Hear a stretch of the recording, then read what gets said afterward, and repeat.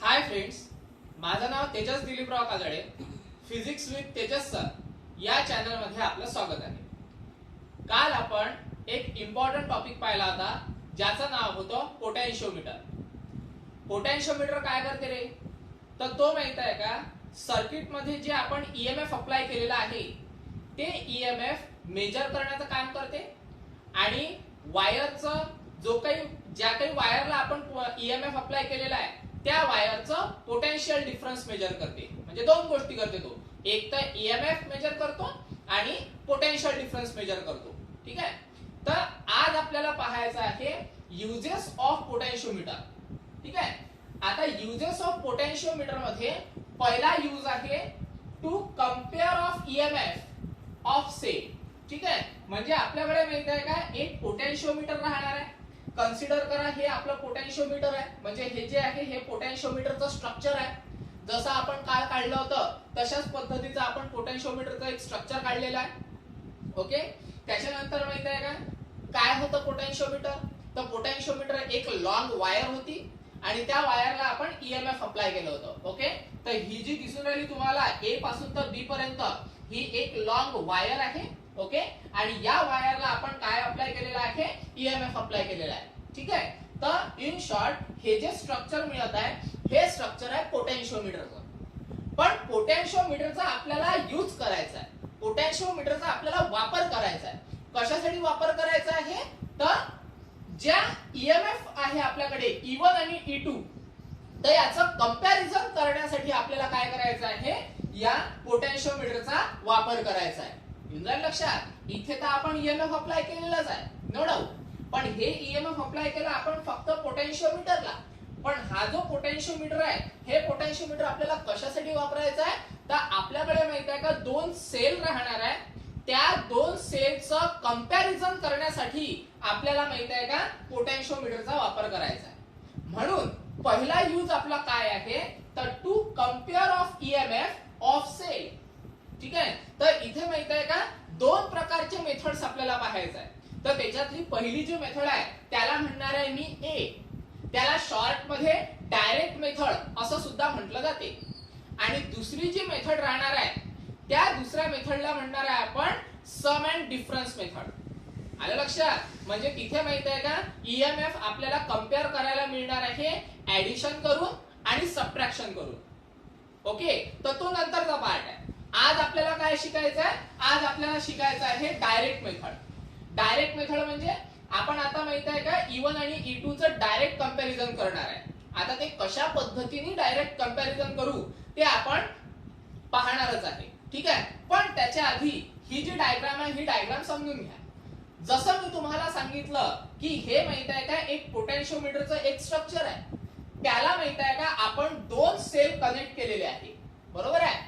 आता हे सेल कशा पद्धतीने कनेक्ट केलेले आहे ते आपण पाहून घेऊ. म्हणजे इन शॉर्ट आपण त्याचं माहित आहे का कन्स्ट्रक्शन पाहून घेऊ कसं आहे तर. ठीक आहे, तर कन्स्ट्रक्शन पहा. आपल्याकडे माहित आहे का एक लॉंग वायर आहे. ठीक आहे, त्या वायरला म्हटलं आपण ए पासून तर बी पर्यंत. ठीक आहे, तर त्या वायरचा एक एंड आपण दिलेला आहे ईएमएफ च्या पॉझिटिव्ह टर्मिनलला. ठीक आहे, त्याच्यानंतर जो दुसरा एंड आहे वायरचा तो दिलेला आहे आपण रिओस्टेटला. युजर लक्षात, ही जी डायग्राम दिसून राहिलेली आहे तुम्हाला याला काय म्हटलं जाते? रिओस्टेट असं म्हटलं जाते. युजर लक्षात, रिओस्टेटचं वर्किंग काय आहे ते आपण माहित आहे का 11th मध्ये पाहिलेलं आहे, म्हणजे तुम्हाला ते माहित आहे. पण यामध्ये काय वर्क करतो तो ते तुम्हाला माहित आहे का वर्किंग मध्ये माहिती पडेल. म्हणजे कन्स्ट्रक्शन जेव्हा आपण चालू करू, पुढे जाऊ आपण, ओके, हे सॉल्व्ह करू त्यावेळेस तुम्हाला समजून जाईल का बरं आपण रिओस्टेटचा वापर करणार आहे. ओके, तर फक्त सध्यापुरती एवढं लक्षात ठेवा, ए म्हणजे वायरचा जो एक एंड आहे तो दिला आपण ईएमएफ च्या पॉझिटिव्ह टर्मिनलला. ठीक आहे, आणि वायरचा जो दुसरा एंड आहे म्हणजे बी हा दिला आपण रिओस्टेटला. आता रिओस्टेटलाच आपण माहित आहे का ईएमएफ चा दिलेला आहे निगेटिव्ह टर्मिनल व्हाया की. ओके, म्हणजे व्हाया स्विच. जे काही आपला स्विच ऑन स्विच ऑफ करायची जी बटन असेल त्या कीनी आपण माहित आहे त्या कीला आपण काय केलेलं आहे तर एक एंड दिलेला आहे ज्याला आपण म्हणतो कन्सिडर करा प्लग. ओके, तर अशा पद्धतीचे स्ट्रक्चर आहे आपल्या पोटॅन्शिओमीटरचं. त्याच्यानंतर काय होते पहा, आता आपण काय केलेलं आहे दोन ईएमएफ कन्सिडर केलेले आहे, ज्याला आपण म्हटलेला आहे E1 आणि E2. ओके, आता हे जे दोन ईएमएफ आहे याचा पॉझिटिव्ह टर्मिनल म्हणजे दोघांचे पॉझिटिव्ह टर्मिनल E1 आणि E2 चा पॉझिटिव्ह टर्मिनल हा आपण माहित आहे का कंबाईन करून कोणाला दिलेला आहे, ए ला दिलेला आहे. ओके, त्याच्यानंतर E1 आणि E2 चा निगेटिव्ह टर्मिनल. ठीक आहे, तर इथे पहा कशी अरेंजमेंट आहे. E1 चा जो निगेटिव्ह टर्मिनल आहे आपला, तो निगेटिव्ह टर्मिनल दिलेला आहे आपण प्लग की K1 ला. ओके, म्हणजे K1 या प्लग ला दिलेला आहे. त्याच्यानंतर माहित आहे का E2 चा निगेटिव्ह टर्मिनल हा माहित आहे का प्लग K2 ला दिलेला आहे, म्हणजे कन्सिडर करा दुसऱ्या प्लग ला दिलेला आहे. ओके, त्याच्यानंतर याचं इथे माहित आहे का एक कॉमन पॉइंट आहे. या कॉमन पॉइंट पासून एक मिळून राहिलेला आपल्याला गॅल्व्हनोमीटर, म्हणजे आपण माहित आहे का K1 आणि K2 चा कॉमन पॉइंट पकडला आणि त्या कॉमन पॉइंट आपण कोणाला दिलेला आहे, गॅल्व्हनोमीटरला दिलेला आहे. गॅल्व्हनोमीटरला का बरं? कारण या सर्किट मध्ये जो काही करंट आपल्याला मिळणार आहे तो करंट किती आहे किंवा त्या करंटचं डिफ्लेक्शन किती आहे ते डिफ्लेक्शन पाहण्यासाठी आपल्याला गॅल्व्हनोमीटरची गरज पडते. युजर लक्षात. आणि पोटेन्शिओमीटर सॉल्व्ह करण्यासाठी आपल्याला माहित आहे का बॅलन्सिंग कंडिशन लागणार आहे. आता बॅलन्सिंग कंडिशन म्हणजे काय, तर जे गॅल्व्हनोमीटर आहे त्या गॅल्व्हनोमीटर मध्ये आपल्याला झिरो डिफ्लेक्शन लागेल, नल डिफ्लेक्शन लागेल. ठीक आहे, जसं आपण मीटर ब्रिज मध्ये केलं, विस्टोन ब्रिज मध्ये केलं, तशाच पद्धतीने आपल्याला इथे करायचं आहे. ओके, त्यासाठी आपण काय केलं पहा, K1 आणि K2 चा कॉमन पॉइंट हा कोणाला दिला, गॅल्व्हनोमीटरच्या एका एंडला दिलेला आहे आणि त्याच्यानंतर माहित आहे का दुसरा एंड आपण माहित आहे का जॉकीला दिलेला आहे. जॉकी म्हणजे मी तुम्हाला मीटर ब्रिज मध्ये सांगितलं काय आहे तर. ओके, आता ही जी जॉकी आहे ही जॉकी आपल्याला या वायरवर काय करायची आहे, स्लाइड करायची आहे. युनराल लक्षात. तर हे आहे आपलं पूर्ण कन्स्ट्रक्शन. आता याला सॉल्व्ह कसं करायचं ते पहा. हे पूर्ण आपलं काय झालं, कन्स्ट्रक्शन. आता तुम्हाला माहित आहे काय करायचं रे आपल्याला, ही जी जॉकी आहे ही जॉकी माहित आहे का पूर्ण वायरवर काय करायची, आपल्याला फिरवायची आहे. वायरवर का बरं फिरवायची आहे, की जेणेकरून आपल्याला गॅल्व्हनोमीटर मध्ये काय मिळालं पाहिजे, तर नल डिफ्लेक्शन मिळालं पाहिजे. बरोबर आहे. आता इथे होते काय पहा, आपण माहितीये का स्विच ऑन केला, स्विच ऑन केल्यानंतर करंट मिळून राहिला आपल्याला पूर्ण या वायर मध्ये. बरोबर आहे. आता वायर मध्ये जर समजा करंट मिळून राहिलेला आहे तर ऑब्विसली हा जो गॅल्व्हनोमीटर आहे काही ना काहीतरी डिफ्लेक्शन दाखवणार आहे. युनराल लक्षात. आता होते काय पहा, सगळ्यात पहिले आपण माहित आहे का E2 बरोबर आहे, म्हणजे ईएमएफ हा काय करू, डिस्कनेक्ट करू. ठीक आहे. आता E2 जर समजा डिस्कनेक्ट केला तर कन्सिडर करा आपला जो करंट आहे हा करंट माहित आहे का याच्यामधून फ्लो होणार आहे, म्हणजे E1 मधून फ्लो होणार आहे असं कन्सिडर करा. कारण हा तर डिस्कनेक्ट आहे, म्हणजे करंट माहित आहे का या E2 मधून पास होणार नाही. करंट कोणामधून पास होईल, E1 मधून पास होईल. आता E1 मधून पास होऊन राहिलेला आहे, त्याच्यामुळे माहित आहे का K1 आपण काय केला, क्लोज केला. ठीक आहे, म्हणजे K1 काय केला आपण, स्विच ऑन केलेला आहे. K1 जर समजा आपण स्विच ऑन केला तर करंट माहित आहे का असा गॅल्व्हनोमीटर द्वारे काय होणार आहे, फ्लो होणार आहे. बरोबर आहे. आता गॅल्व्हनोमीटर मधून जर समजा करंट फ्लो होत आहे म्हणजे गॅल्व्हनोमीटर काही ना काहीतरी डिफ्लेक्शन दाखवत आहे. युनराल लक्षात. पहा काय केलं तर K काय केला आपण, स्विच ऑन केला. ओके, करंट मिळाला, करंट फ्लो होत आहे. फ्लो होत असताना तो माहित आहे का आपल्या A मधून काय होऊन राहिला, पास होत आहे. बरोबर आहे. पास होताना कन्सिडर करा E2 हा जो E2 आहे तो E2 मी काय केला, डिस्कनेक्ट केला. म्हणजे कन्सिडर करा हा काय केला मी, स्विच ऑफ केला आणि स्विच ऑन काय केला मी, K1. आता K1 स्विच ऑन असल्या कारणाने करंट माहित आहे का या डायरेक्शननी फ्लो होईल, म्हणजे E1 मधून फ्लो होईल. आणि E1 मधून फ्लो होत असताना तो माहित आहे का अशा डायरेक्शननी माहित आहे का गॅल्व्हनोमीटर मधून जाईल. आता गॅल्व्हनोमीटर मधून करंट चालला म्हणजेच तिथे काही ना काहीतरी डिफ्लेक्शन आपल्याला मिळत आहे. पण आपल्याला पाहिजे बॅलन्सिंग कंडिशन. आणि आपण माहित आहे का बॅलन्सिंग कंडिशन मध्ये गॅल्व्हनोमीटर हे काय करतो रे, झिरो डिफ्लेक्शन दाखवतो. बरोबर आहे, आपण मीटर ब्रिज मध्ये शिकलेलो आहे. मग गॅल्व्हनोमीटर झिरो डिफ्लेक्शन कधी दाखवेल, ज्या वेळेस माहित आहे का ही जी जॉकी आहे ही जॉकी आपण काय करू या पूर्ण वायरवर काय करू स्लाइड करू मूव्ह करू आणि एक पॉइंट आपल्याला असा मिळणार आहे की ज्या ठिकाणी गॅल्व्हनोमीटर आपल्याला झिरो डिफ्लेक्शन दाखवेल. तर असं कन्सिडर करा P1 हा कुठला तरी एक पॉइंट आहे की ज्यामध्ये गॅल्व्हनोमीटर कुठल्याच प्रकारचं डिफ्लेक्शन दाखवणार नाही. आता गॅल्व्हनोमीटर जर समजा डिफ्लेक्शन दाखवून न राहिला म्हणजेच नल डिफ्लेक्शन म्हणजेच झिरो डिफ्लेक्शन. आणि आपण माहित आहे का आपल्या विस्टॉन ब्रिज मध्ये शिकलेलो आहे जर समजा गॅल्व्हनोमीटर झिरो डिफ्लेक्शन दाखवत असेल नल डिफ्लेक्शन दाखवत असेल तर गॅल्व्हनोमीटर मधून करंट फ्लो होत नाही. बरोबर आहे. म्हणजेच माहित आहे का जर समजा गॅल्व्हनोमीटर हा झिरो डिफ्लेक्शन दाखवत असेल तर याच्यातून माहित आहे का आपल्याला करंटच मिळणार नाही. हा इथे माहित आहे का आपल्याला करंटच मिळणार नाही.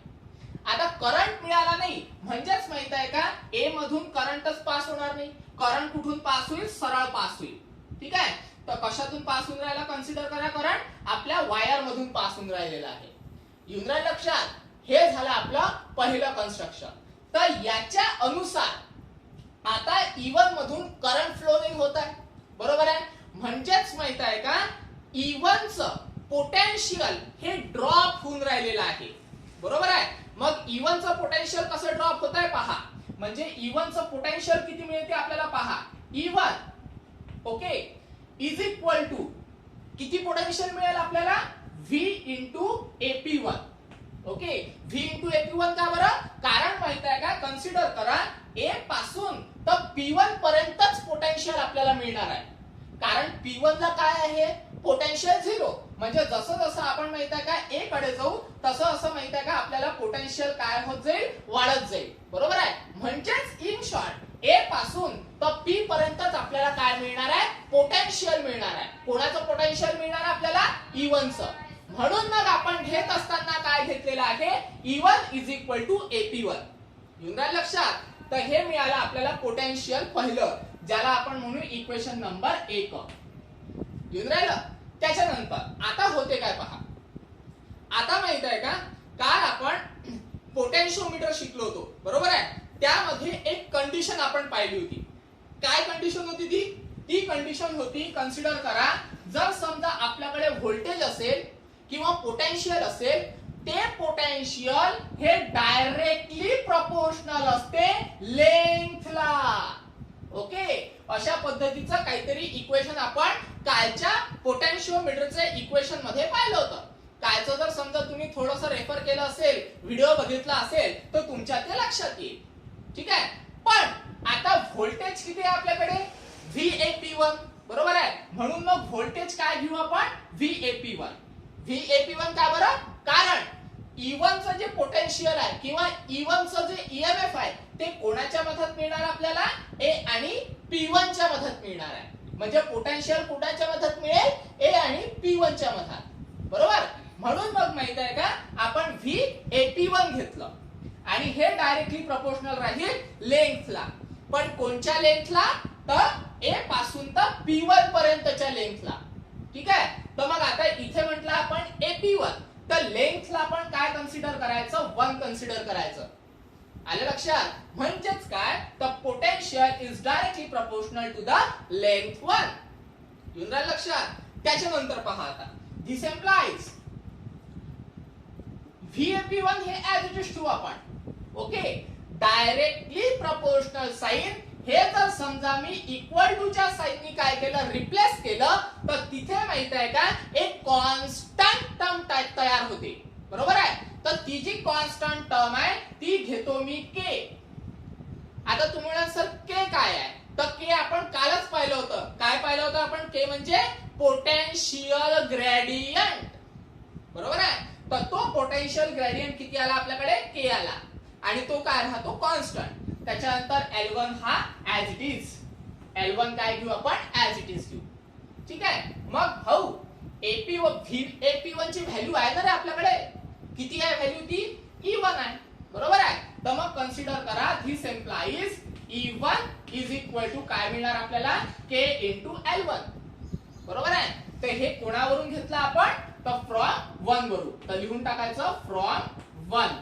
ओके, आणि याला माहित आहे का इक्वेशन नंबर देऊन द्या. याला 1 म्हटलं होतं, याला कन्सिडर करा इक्वेशन नंबर 2. ठीक आहे, तर 1 मिळाला आपल्याला E1. ओके, आता काय होते पहा. आता माहित आहे का तसंच सिमिलरली पुन्हा स्विच ऑन केला. ओके, त्याच्यानंतर करंट फ्लो व्हायला सुरुवात झाली. आता मी काय करतो माहित आहे का, करंट पुन्हा माहित आहे का कशातून फ्लो होईल, तर या ए मधून फ्लो होईल. आता इथे काय करतो पहा, ही जी की आहे ही की काय करतो मी ऑन करतो. ओके, आणि की K1 जो आहे तो काय करतो मी ऑफ करतो. म्हणजे K1 केला मी डिस्कनेक्ट आणि K2 केला मी कनेक्ट. बरोबर, म्हणजे जो करंट आहे तो करंट कशातून फ्लो होईल, E2 मधून फ्लो होईल, E1 मधून फ्लो होणार नाही. E1 मधून का बरं फ्लो होणार नाही, कारण हे आपण काय केलेलं आहे, डिस्कनेक्ट केलेलं आहे. लक्षात झालं. म्हणजे करंट कशातून फ्लो होणार आहे, या E2 मधून फ्लो होईल. बरोबर आहे, म्हणजे E2 मधून फ्लो होत असताना तो माहित आहे का या गॅल्व्हनोमीटर मधून फ्लो होईल. आता गॅल्व्हनोमीटर मधून करंट फ्लो होऊन राहिला म्हणजे तेथे आपल्याला काहीतरी डिफ्लेक्शन मिळत आहे. पण आता इथे माहित आहे का डिफ्लेक्शन मिळत आहे, पण आपल्याला तिथे काय पाहिजे रे, बॅलन्सिंग कंडिशन. म्हणजेच झिरो डिफ्लेक्शन, म्हणजेच नल डिफ्लेक्शन. तर मग एक काम करा, ही जी जॉकी आहे ही जॉकी पुन्हा स्लाइड करा. ओके, मग स्लाइड करत असताना एक पॉइंट आपल्याला मिळाला की जिथे पुन्हा काय येऊन राहिलेलं रे, तर नल डिफ्लेक्शन येत आहे, झिरो डिफ्लेक्शन येत आहे, बॅलन्सिंग कंडिशन येत आहे. ओके, तर ती बॅलन्सिंग कंडिशन मिळत आहे आपल्याला P2 ला. मग P2 ला जेव्हा आपण किनी जॉकी कनेक्ट करू त्यावेळेस माहित आहे का गॅल्व्हनोमीटर झिरो डिफ्लेक्शन दाखवेल, नल डिफ्लेक्शन दाखवेल. आणि तुम्हाला माहित आहे by the Winston bridge galvanometer जर समजा झिरो डिफ्लेक्शन दाखवत असेल तर त्यामधून कुठल्याच प्रकारचा करंट फ्लो होत नसते. ओके, तर मग करंट फ्लो निघून राहिला रे बा इथून. ठीक आहे, करंट फ्लो नाही होत आहे, करंट फ्लो निघून राहिला. ठीक आहे, तर करंट माहिती आहे का फ्लो नाही होत आहे. मग करंट जर समजा या E2 मधून फ्लो नाही होत आहे तर तो माहिती आहे का सरळ फ्लो होऊन राहिला. आले लक्षात, म्हणजे मग करंट फक्त या पोटेन्शियोमीटर मधून फ्लो होत आहे. ओके, तर मग पुन्हा आता E2 मधून करंट फ्लो नाही होत आहे, मग E2 चं पोटेन्शियल किती, तर E2 चं पोटेन्शियल कोणामध्ये मिळेल आपल्याला, A पासून तर P2 पर्यंत मिळणार.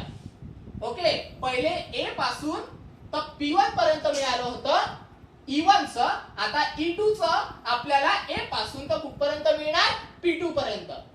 ठीक आहे, म्हणजेच काय, तर याला माहित आहे का पुन्हा आपल्याला लिहावं लागेल. कशा पद्धतीने ते पहा. सरळ म्हणायचं सिमिलरली. ओके, कोणासाठी, E2 साठी.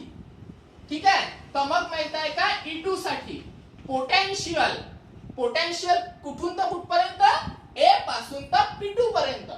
बरोबर, म्हणजे मग VAP1 च्या जागेवर VAP2. लक्षात का बरं, कारण बॅलन्सिंग कंडिशन मिळाली आपल्याला P2 वर. ठीक आहे, त्याच्यानंतर याला म्हणा इक्वेशन नंबर कन्सिडर करा 2 झालं होतं ना, याला म्हणा 3. ठीक आहे, तर मग अशाच पद्धतीने सॉल्व करा. पुन्हा V म्हणजे पोटेन्शियल. ओके, हे माहित आहे का डायरेक्टली प्रपोर्शनल असते लेंथला. बरोबर आहे, पण इथे पोटेन्शियल आहे AP2. ठीक आहे, मग पोटेन्शियल AP2 असेल तर लेंथ पण काय मिळेल आपल्याला, 2 मिळणार. युनिट लक्षात झालं. आता मग काय मिळेल पहा, this implies okay VAP2 as it is directly proportional equal to च्या साइननी जर समजा रिप्लेस केलं तर तिथे काय येणार आहे, तर पोटेन्शियल ग्रेडियंट म्हणजे कॉन्स्टंट येणार आहे. तो कॉन्स्टंट राहील K. ओके, त्याच्यानंतर L2 हा ऍज इट इज. युनिट लक्षात. त्याच्यानंतर आता VAP2 ची व्हॅल्यू काय आहे आपल्याकडे, E2 आहे. बरोबर, म्हणजेच this implies E2 is equal to काय मिळणार आपल्याला, K इंटू L2. E2 हा कुठून घेतला आपण, तर इक्वेशन नंबर 3 वरून. मग लिहत असताना असं लिहू फ्रॉम 3. ठीक आहे, तर हे इक्वेशन किती झालं, हे इक्वेशन नंबर 3 झालं होतं, याला इक्वेशन नंबर 4 म्हणा. आलं लक्षात. तर आपल्याला E1 पण मिळाला आणि E2 पण मिळाला. करा सॉल्व कसं करायचं ते पहा. आता सॉल्व करण्यासाठी माहिती आहे का, एक काम करू आपण, पहा आता इक्वेशन नंबर 3 आणि इक्वेशन नंबर 4 या दोघांचं काय करायचं, डिव्हिजन करायचं. मग लिहिताना कसं लिहायचं पहा, डिवाइड. ओके, कशाने कशाला डिवाइड करायचं, इक्वेशन नंबर 3 ला, ठीक आहे, इक्वेशन नंबर 4 नी डिवाइड करा. ओके, इक्वेशन नंबर 3 ला इक्वेशन नंबर 4 नी काय करायचं, आपल्याला डिवाइड करायचं आहे. येऊन राहिलं लक्षात. झालं. मग आता इक्वेशन नंबर 3 ची लेफ्ट हँड साइड बघा काय आहे, तर E1. ओके, आणि इक्वेशन नंबर 4 ची लेफ्ट हँड साइड बघा काय आहे, तर E2. म्हणजे लेफ्ट हँड साइडचं डिव्हिजन म्हणजे काय मिळणार आपल्याला, E1 upon E2. Okay, is equal to, आता माहिती आहे का, राईट हँड साइडचं डिव्हिजन म्हणजे काय मिळणार आपल्याला, K L1 upon K L2. Indra लक्षात. झालं रे भाऊ, आता विषय मोकळा. काय करायचं पहा, K गेट कॅन्सल. काय उरते मग आपल्याकडे, तर आपल्याकडे उरते E1 अपॉन E2. ओके, आणि हे कोणाचे इक्वल येणार आहे, L1 अपॉन L2 च्या इक्वल. आलं लक्षात. तर this is our final answer. ठीक आहे. तर इथे माहित आहे का, E2, L1 आणि L2 ह्या तिघांच्या जर व्हॅल्यूज आपल्याला माहित असेल तर आपण माहित आहे का, ऑब्वियसली E1 फाइंड आउट करू शकतो. ठीक आहे. नाही तर मग कन्सिडर करा, आपल्याला E1 माहिती असेल तर आपण E2 ची व्हॅल्यू फाइंड आउट करू शकतो. ठीक आहे, म्हणजे व्हाईस वर्सा. E1 माहित असेल तर E2 ची फाइंड आउट करू शकतो, किंवा E2 ची माहित असेल तर E1 ची फाइंड आउट करू शकतो. ओके, तर याचं माहित आहे का, हे आहे पूर्ण इक्वेशन. कोणाचं, तर युजेस ऑफ पोटेन्शिओमीटरच्या पहिल्या मेथडचं, ज्याला आपण कोणती मेथड म्हटलं होतं, डायरेक्ट मेथड असं म्हटलं होतं. इंद्रा लक्षात. तर याचं माहित आहे का, एक प्रिकॉशन पण आहे, प्रिकॉशन पण घ्यावी लागेल.